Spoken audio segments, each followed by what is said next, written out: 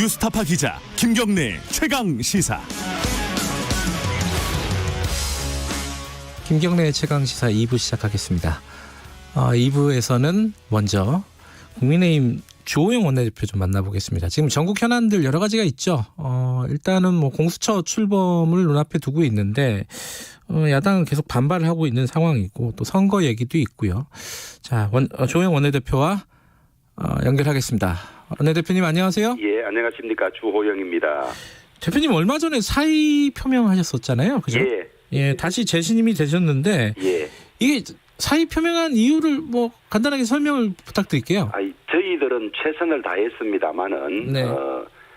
법같이 하는 법이 무도하게 국회에서 통과되니까 원내대표를 맡은 저로서는 그 상황에 대해서 책임을 지겠다. 이렇게 해서 사의를 표명했는데 네. 우리 의원님들께서 우리 원내대표단이 잘못한 것이 없다. 최선을 다했고 다만 민주당이 무도하게 필리버스터 건도 박탈하고 안건조정위원회 야당 목도 자기들 편을 넣어서 한 거기에 기인한 것이지 네. 우리가 잘못해서 그런 것이 아니니까 더 단결해서 최선을 다하자 이런 취지로 재신임을 한 걸로 알고 있습니다. 이제 재신임이 되셨으니까 이제부터 또 전국을 풀어 나가셔야 될 텐데 일단 공수처 얘기부터 좀 여쭤보면요. 지금 뭐 후보자 최종적으로 2명이 정해졌습니다. 그래서 대통령이 선택만 남아 있는데 이게 지금 이 절차에 대해서 지금 국민의힘은 계속 문제 제기를 하고 있습니다. 어떤 예. 부분이 제일 문제라는 거예요? 한마디로 위헌에 예. 불법에 무리를 더해서 무리하게 출발하려는 것이라고 보고 있고요. 예. 우선 절차 면에서는 작년에 패스트 트랙이라는 절차를 통해서 법을 만들었는데요. 예. 사법개혁 특위에서 채우게 되는 180일을 채우지 않은 채 지나갔거든요. 그런 문제가 있고 그다음에 자신들이 스스로 인정했던 야당의 소위 거부권을 예. 한 번도 시행해보지 않은 채 네. 박탈해가는 걸 일방적으로 법을 만든 이런 내용이 있고요. 예. 그다음에 이번에 이제 한 분이 이런 추천위원회는 할 필요가 없다 그래서 사임을 하고 네. 한석훈 위원이 새로 추천이 됐는데 네.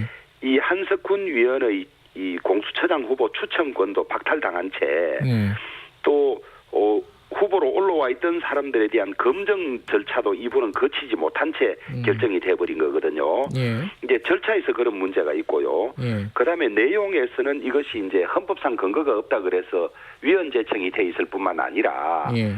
기존 우리의 수사 체계를 흔드는 그런 내용들이어서 절차나 내용에 있어서 모두 이것이 적법하지 않다 이렇게 보고 있고요. 따라서 이것은 말은 공직자 비리 수사처라고 하지만은 사실은 정권 사수처가 될 것이다. 저희들은 그렇게 보고 반대하고 있습니다.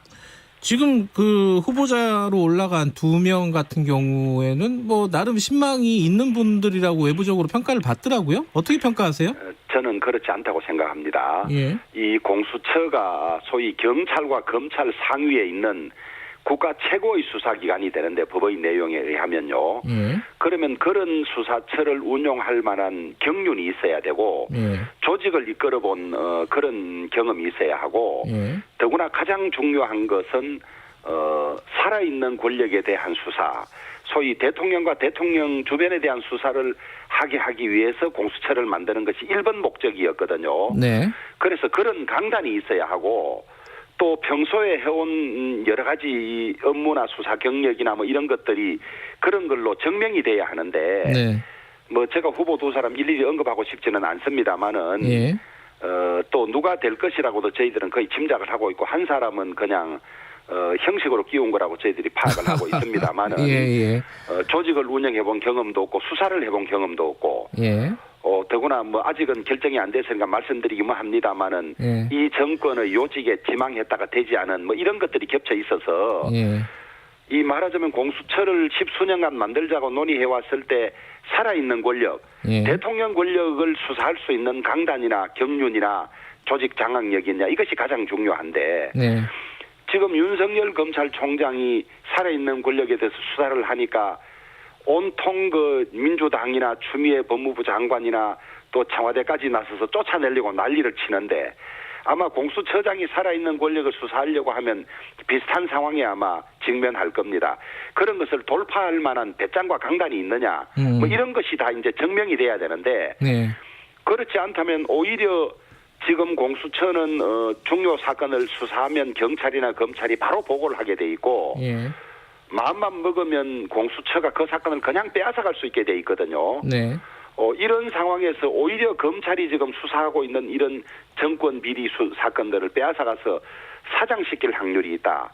말하자면 추미애 현 법무부 장관이 하는 것과 똑같은 행태를 공수처장이 보일 확률이 대단히 높다고 보고 있죠. 네. 그것은 우리나라 사정기관의 완전히 무력화가 되는 것이고 국가사법체계가 엉망이 되는 걸 의미하는 것이죠. 그러니까 지금 말씀하신 거 보니까 그 김진욱 헌법재판소 연구관, 그러니까 이제 판사 출신 후보가 될 거다. 그 검사 출신인 이건희 부의원 후보자는 아마 들러리일 것이다. 이렇게 생각하고 계신 거네요? 우선 검사 출신들은 쓰지 않겠다는 뜻을 여러 차례 비춰왔고요. 네. 그다음에 1차에서 이분이 표를 많이 얻질 못했어요. 지난번에. 네. 그런 걸로 봐서 뭐 아직 결정이 난 건 아닙니다만은 저희들은 권력의 의중이 어디에 있다는 걸 다 알고 있고 네. 그다음에 공수처장 추천위원회가 독립적이고 중립적으로 움직여야 한다. 제가 이런 우려를 담아서 친전 사신을 보냈어요. 보니까 이거 자체가 독립성을 훼손한다 그랬잖아요. 저는 그걸 좀 사실 수사라도 해보고 싶어요. 전현정 후보에 대해서 처음에 5표가 나왔다가 이번에 그냥 1표밖에 안 나왔어요. 그 각각 다른 구성원들이 어떻게 작당을 안 하고 4표가 다 사라질 수가 있겠어요. 그러니까 이 소위 추천위원 중에 야당 추천위원을 뺀 나머지 위원들은 다 서로 의사를 교감하면서 어느 쪽의 의도대로 하고 있다는 것을 다 밖에서 볼 수가 있죠. 네, 추천위원들이 개별적으로 독립적으로 결정한 부분이 아니다라는 의혹을 지금 제기하시는 거네요. 그렇지 않습니까? 5표 나왔던 분이 어느 순간에 딱 1표가 되고 4표가 사라져 버린 거예요. 예. 자, 그러면 어쨌든 지금 관련해 갖고 형식적으로는 뭐 절차상의 문제가 있다. 그러면 이 부분에 대해서는 소송으로 가실 겁니까? 어떻게 가세요? 저희들이 소송한 것은 이제 헌법재판소에 이 법률 위헌 소송을 해놓은 것이 진행 중에 있는 것이고요. 빨리 결론을 내려달라는 것이 이제 저희들의 요구이고요. 그다음에 이제 이 공수처장 추천 과정은 추천위원들이 이 권리가 침해됐다. 후보를 추천할 추천권이 침해됐고 후보를 검증할 권리가 침해됐다 그래서 추천위원들이 법적 절차를 밟는 것으로 알고 있습니다. 예. 지금 근데 이제 앞으로 남아있는 일정을 보면은, 후보자가 결정이 되면은 인사청문회가 진행이 될 거잖아요. 그렇습니다. 이 부분은 어떻게 대응하실 거예요, 그러면은? 형식적으로 되지 않겠습니까? 이제 일단, 국민들의 관심은 우리가 공수처 자체를 인정 못하니까 청문회에 응할 것이냐 안 응할 것이냐 이것을 궁금해 하시던데 저희들은 그렇다 그래서 방기하지는 않을 겁니다. 철저히 우리가 할 수 있는 모든 주어진 권한은 행사해서 할 텐데 지금 이번에 변창흠 국토부 장관 후보자 청문 보십시오. 그렇게 흠이 많고 많은 국민들이 안 된다고 해도 임명하지 않습니까? 그런데 더구나 이 공수처장 후보자에 대해서는 청와대가 지금 한수를 더 뜨고 있어요. 오늘 언론 보도에 의하면 국회에서 추천했기 때문에 우리는 인사검증을 하지 않겠다 이런 식으로 이야기를 했습니다. 엄격한 검증을 하지 않겠다. 그건 나중에 이 흠이 나와도 우리는 국회에서 추천했기 때문에 우리는 검증 책임이 없다 이러려고 아마 미리 지금 밑자락을 까는 것 같아요. 공수처장 후보는 대통령이 한 사람을 선택하는 것이기 때문에 그 흠이 있고 없고 책임은 청와대가 전적으로 져야 하고 철저히 검증해야 하는데 벌써 그것을 책임을 피하는 듯한 발언을 하고 있는 것 자체가 어떻게 갈 것인지 뻔하죠. 어찌됐든 인사청문회에는 적극적으로 임해서 검증하시겠다 이런 말씀이시네요, 그죠? 예, 그렇게 할 겁니다. 그리고 또 하나가 이제 공수처가 이제 구성이 되려면은 임용 심의 의결 인사위원회 뭐 이런 것들이 만들어져야 되는데 여기 야당 추천위원이 들어가야 되잖아요, 그죠? 그렇습니다. 이 부분은 협조를 하실 겁니까? 저희들은 고민을 하고 있습니다.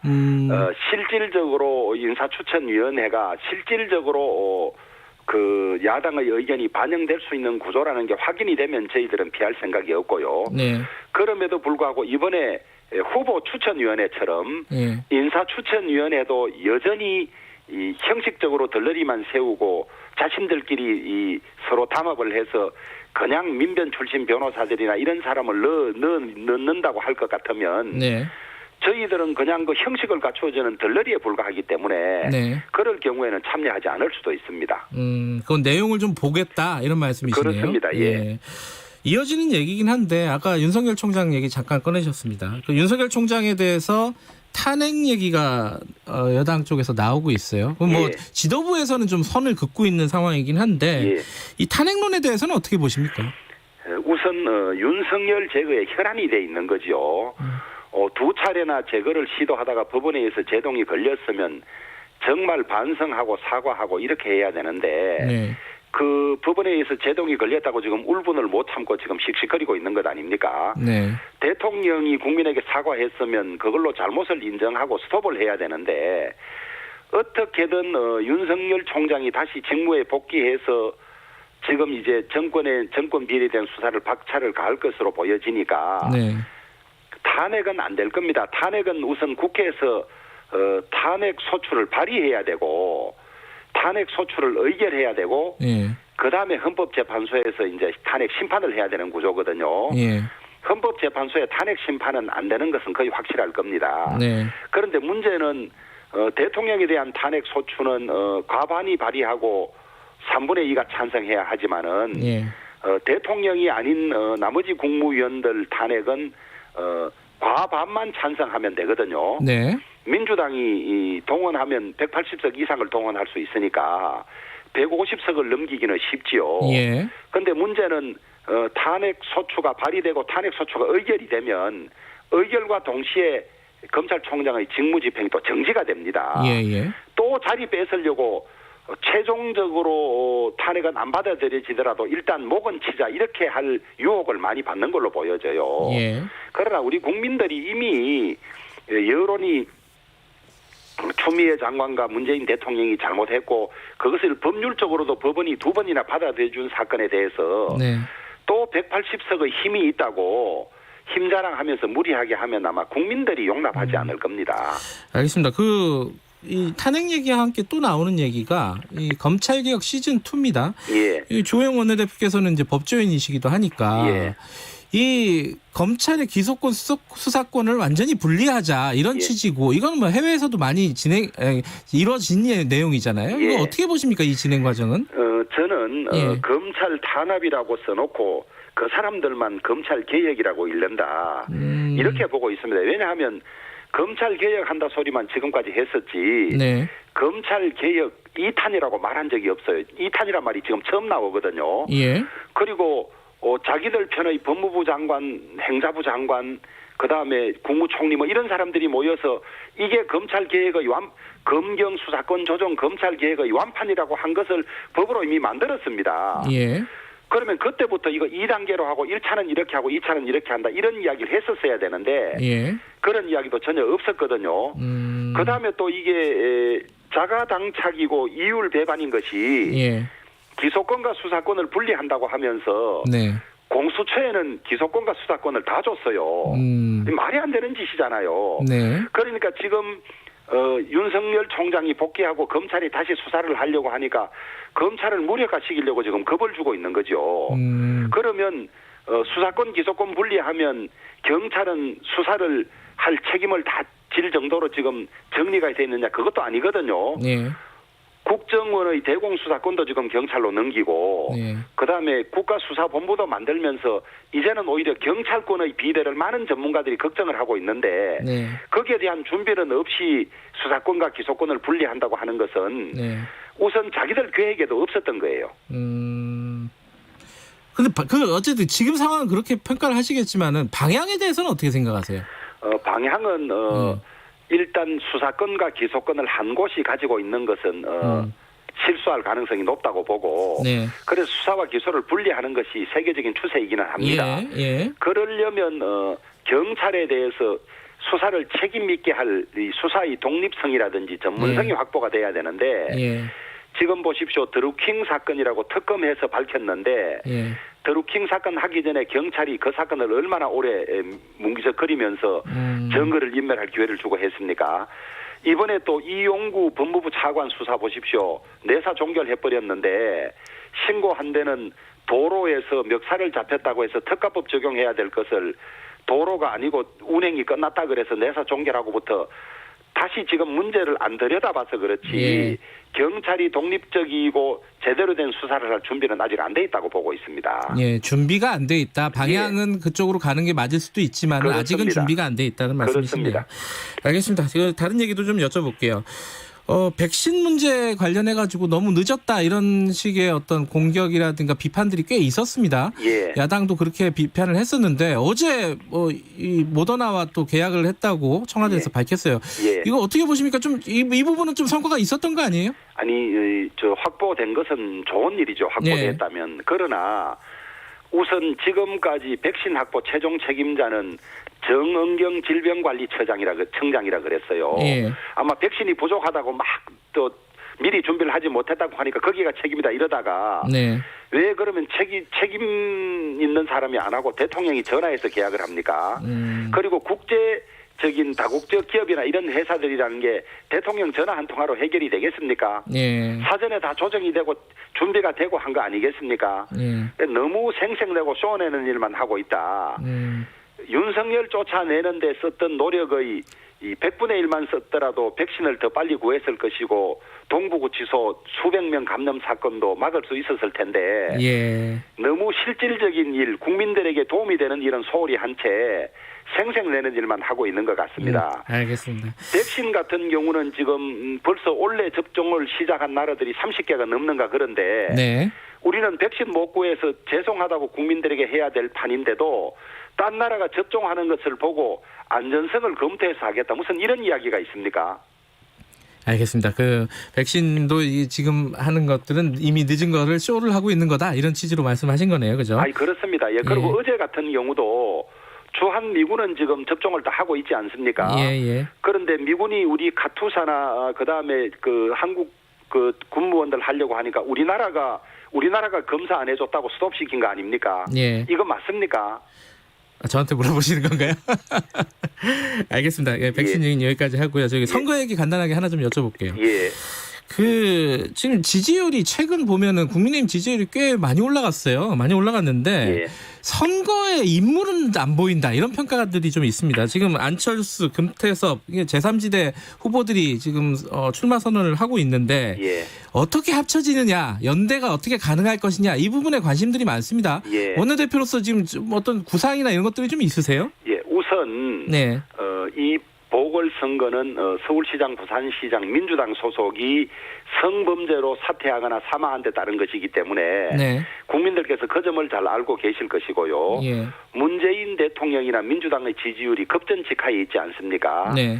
그런 상황에서 이제 우리 당에도 뭐 저희들이 잘해서 다천적으로 지지율이 올라오는 건 아닙니다만은 예. 조금씩 올라가는 것이 보이고 있고 예. 그런데 저희들이 각별히 유의하고 있는 것이 우리가 지지율 올라가는데 안주해서 예. 혁신이라든지 민심을 잃는데 소홀해질 수 있지 않을까 저희들이 대단히 예. 경계를 하고 있고요. 예. 그다음에 눈에 띄지 않는다는 것은 민주당은 누가 눈에 띄입니까? 민주당 얘기가 아니라 지금 국민의힘 우리 얘기 당도 여쭤보는 마찬가지고 겁니다. 예. 이제 전체적으로 여론조사를 여러 명을 놓고 하면 그래도 제일 앞쪽에 말하자면 야권 후보들이 올라가 있는 상황이고요. 예. 제일 중요한 것은 거의 마지막에 1대1 구도나 3자 구도가 되지 않겠습니까? 네. 그런 상황을 놓고 봐야 하는데 예. 저는 우리 후보 중에도 우리 당 후보 중에나 예. 그다음에 그 방금 말씀하신 우리 당 밖에 있는 야권 예. 후보들 중에도 훨씬 더 경쟁력이 있고 잘할 거라고 생각합니다. 아니, 범죄를 저지르고 사망하거나 사퇴한 사람보다 더 못할 사람이 그러니까 어디 제가 있겠습니까? 여쭤보는 게 통합 경선 이런 것들도 지금 염두에 두고 계시는지 그걸 그것은 여쭤보는 이제 겁니다. 오늘 우리 당 공천심사위원회가 처음으로 열립니다. 예. 거기에서 말씀하신 지금 우리 당 안에 입당해서 경선을 하라고 정할 것이냐 네. 아니면 입당하지 않은 채 어떤 방법이 있을 수 있느냐 예. 이런 것들을 논의하고 방향을 정할 걸로 알고 있기 때문에 예. 제가 첫 회의를 앞두고 사전에 제 의견을 말씀드리는 것은 알겠습니다. 조심스럽습니다. 뭐 조만간 그림이 나오겠죠. 그렇습니다. 예. 오늘 말씀 감사합니다. 예, 감사합니다. 국민의힘 주호영 원내대표였습니다.